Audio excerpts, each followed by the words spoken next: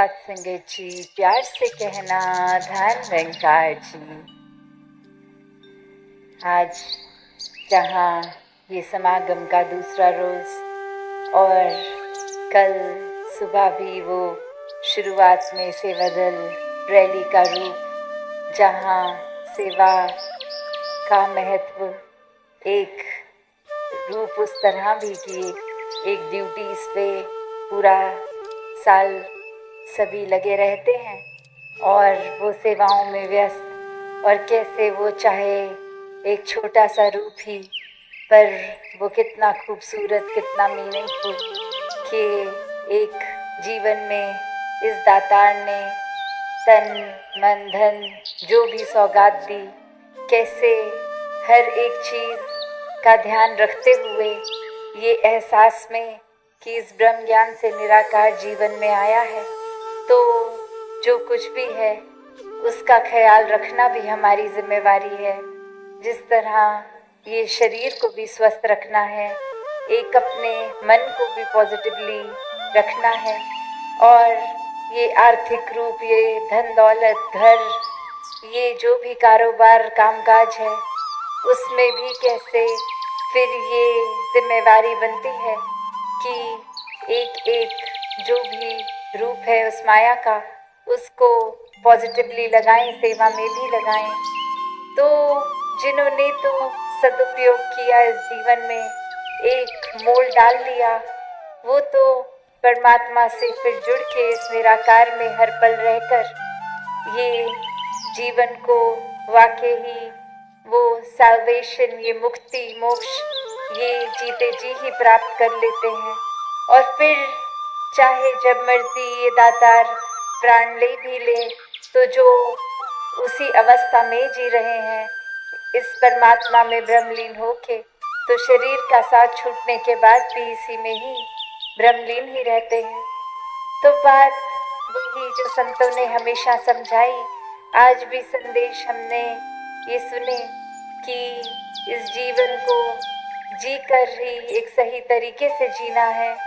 इस दातार, इस परमात्मा ये मन में बसाकर इसको ही हर समय इसके एहसास में रहकर हर कार्य निभाना है। अपनी सोच को, विचारों को भी कैसे एक सही दिशा में रखना है, वरना तो इंसान एक मिनट नहीं लगाता किसी के बारे में कोई भी जजमेंट पास करने में कि ये इंसान ठीक नहीं है, ये मुझे पसंद नहीं है। और वहीं एक कहानी में भी ऐसे ही बात कि कैसे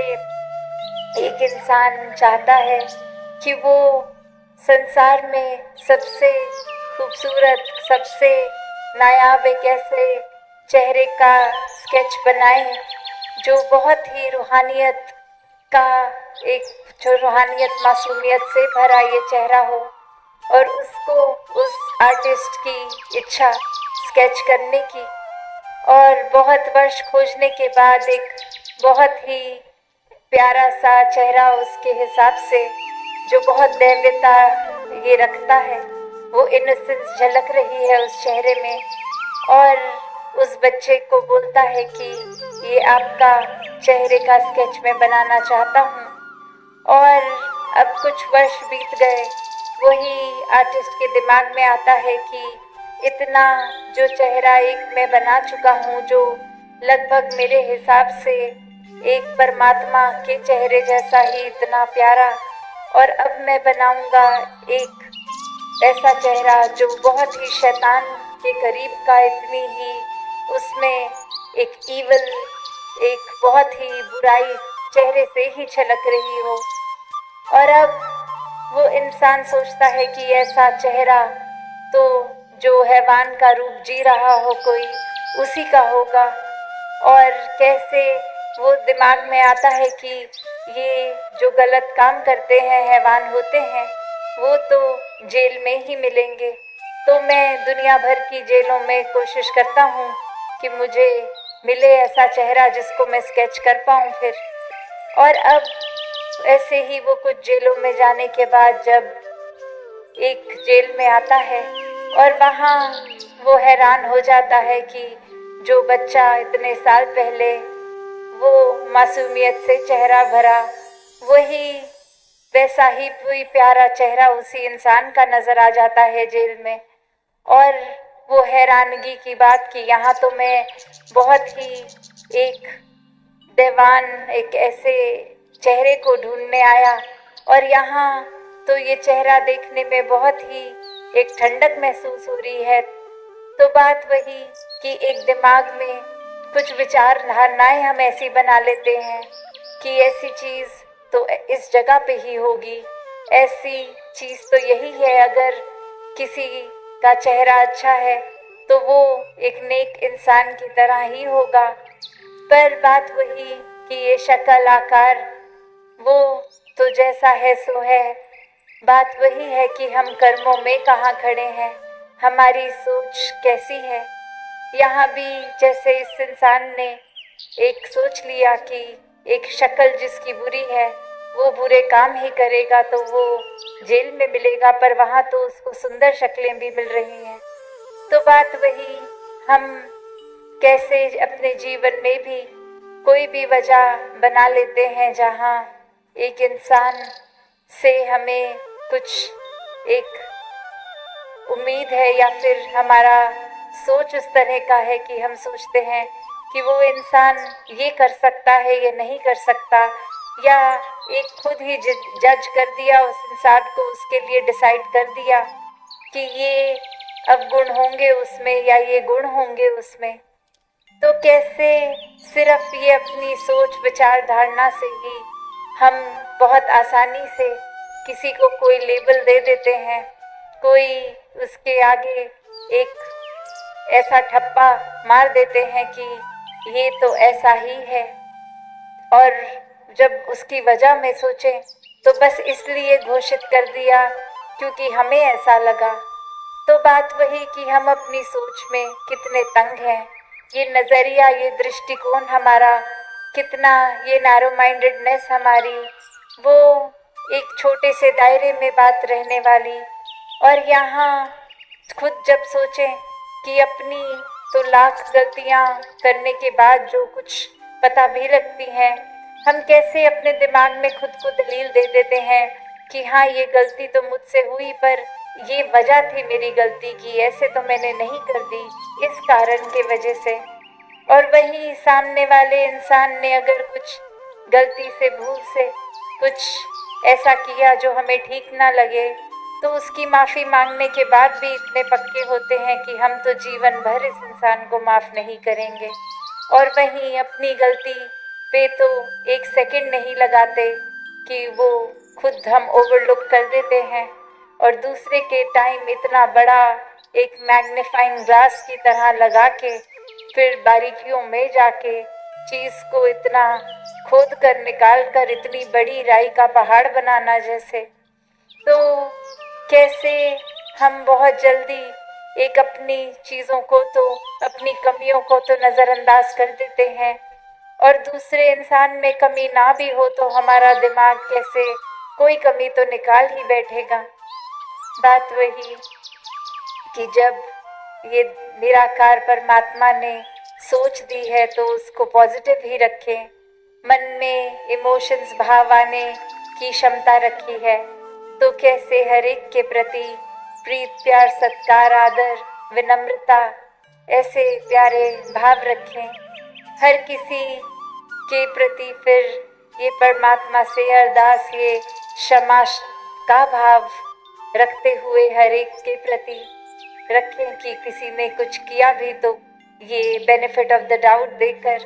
वो बात निकाल दी गई कि इस वजह से हो गया होगा। अपनी इस दिमाग को हम उस कमी की ओर ना उनकी अच्छाइयों की ओर लगा के रखें। कैसे फिर ये दिल भी नफरत चुगली निंदा इन सब से दूर रहता है जो एक किसी तरह भी दिलों में दीवार खड़ी कर रहे हैं। कैसे स्वाभाविक ही एक दिल से दूसरे दिल तक हम प्यार के पुल बनाते जाते हैं कि बस अगर ये दूरी है भी तो कैसे ये कनेक्शन बने, कनेक्ट कर दें हम कि लाखों एक कारण होंगे जो भिन्न भिन्न रहेंगे हमारे, हमें डाइवर्सिटी का रूप हो, चाहे लिबास का हो, चाहे भोजन का हो, चाहे रहने सहने के तौर तरीके या रंग का, कोई भी ऐसी बात अगर है जो अलग करती है, पर भक्त तो यही समझाते हैं और जी के दिखाते हैं कि कैसे वो अलग अलग चीजें होने का मतलब ये नहीं कि उनको नफरतों के कारण बनाएं, कैसे वो अलग दिखने वाली हर चीज की अपनी अलग तरह की ही खूबसूरती होगी, वो प्यार से एक्सेप्ट की जाए, वो अप्रिशिएट की जाए, उसको एक बहुत ही स्वीकारते हुए दिल से, सिर्फ कोई मजबूरी की तरह नहीं कि एक हम छोटी उदाहरण ही देख लें कि हम ट्रेन में, बस में इत्यादि अगर बैठे हैं और साथ ही कोई ऐसा इंसान जो हमारे विचार धारणा से एक कंफर्ट लेवल, हम आराम नहीं फील कर पा रहे हैं उनसे, तो कारण नहीं होगा कि वो शायद दूसरे जगह के होंगे, भाषा और होगी, कल्चर और होगा, तो ये फर्क भी मन ही बनाता है, क्योंकि परमात्मा ने तो बस इंसान ही बनाए हैं और मन ने कैसे विभाजित रूप और कारण ढूंढ लिए बनाने के। तो जहाँ ये जीवन बहुत ही प्यार से जिया जा सकता है, बिना जजमेंट्स के जिया जा सकता है, वहाँ एक खुद ही हम अपनी चेतनता को इस्तेमाल करें और इस ब्रह्म ज्ञान द्वारा ये निराकार का एहसास जब हर पल में होगा, तो भक्त तो कभी भी ऐसी कोई सोच रखेगा ही नहीं किसी के प्रति, ना अपने प्रति भी कोई नेगेटिव भाव आएंगे। तो हर किसी का जहाँ बहुत ही स्वाभाविक एक रूप है, जैसे अक्सर सत्संग में भी वो उदाहरण सुनते हैं कि एक बीज पूरे का पूरा वृक्ष बनने के काबिल है और वो पोटेंशियल इतना, जहाँ वो फल भी होंगे, फूल भी होंगे, पत्ते भी होंगे, लकड़ भी होगी, रूट्स भी होंगे, और वहीं वो एक छोटा सा बीज अगर कहे कि मैं तो इस मिट्टी में लीन नहीं होऊंगा, तो फिर वो पॉसिबिलिटी बिल्कुल बचेगी नहीं, वो कहाँ से पेड़ अपनी पूरे एक असली रूप का ये उस तरह से बीज बन पाएगा। और उसी तरह अगर हम ये सोचें कि हम अहंकार, नफरत, निंदा सब जीवन में रखेंगे, पर हम बहुत ही दैवीय हो जाएं, हम प्रभु प्रेमी भी हो जाएं, तो बात वही कि ऐसा होना तो संभव है नहीं। एक मयान में तो दो तलवारें नहीं हो सकती, या निराकार को मन में बसा सकते हैं या अहंकार को। तो क्या है हमारा चुनाव, किस तरह का जीवन रखना चाहेंगे? एक मिट्टी में जैसे उस बीज ने अपना अस्तित्व खो दिया, ऐसे ही अगर इस निराकार में हम अपनी पहचान खोते हुए, फिर एक मन में ऐसे भाव भी नहीं आएंगे कि आसपास के लोग हमारी सराहना करें, तारीफ करें, दुनिया में वाह वाह हो हमारी, नहीं, फिर बस दासों के दास हैं ऐसा भाव हो, और हर किसी की काबिलियत पे फिर बहुत अच्छा लगता है कि ये अचीवमेंट्स हर एक को मिल रही हैं।